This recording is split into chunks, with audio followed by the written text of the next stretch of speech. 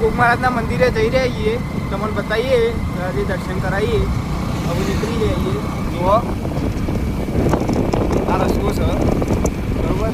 ચલો આગળ મળીએ. ત્યાં અમે 3 જણા આવીએ મંદિર. હવે તમને આગળ દર્શન કરાવીએ ગોગ મહારાજના, ચેર માતાના. એ આપણી બધી મનોકામના પૂરી કરીશું. આગળ તમને દર્શન કરાવીએ. લેવડો આજે અરે જોવા મંદિર આવીએ.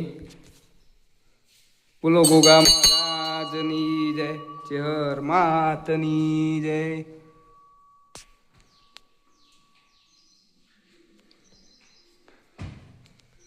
આ ગોગા મહારાજ સાક્ષાત આદર્શ, ચેહરમાં સાક્ષાત આદર્શ. તમે એકવાર જરૂર આવો.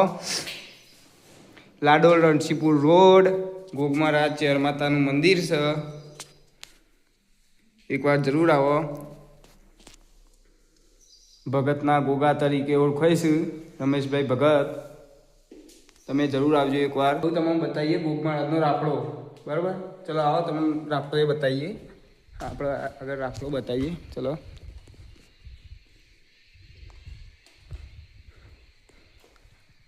આ છે ગોગ મહારાજનો રાફડો.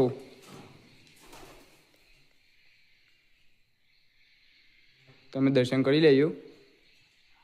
આ છે ગોગ મહારાજનો રાફડો, તમે જોઈ શકો.